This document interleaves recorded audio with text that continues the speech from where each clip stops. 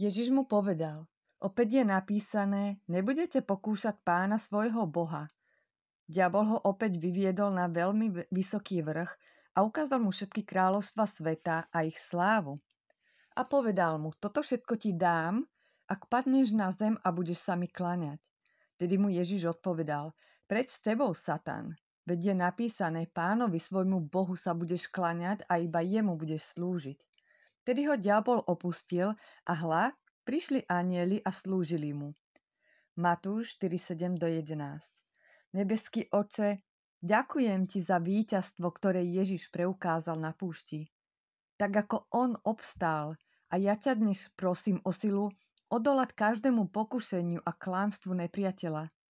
Pomôž mi rozpoznať, kedy som skúšaná a posilňuj ma, aby som reagovala pravdou. Rozhodla som sa uctievať ťa a slúžiť jedine tebe. Nech je moje srdce v súlade s nebom a nech ma tvoji anjeli obklopujú a slúžia mi, keď kráčam v poslušnosti voči tebe.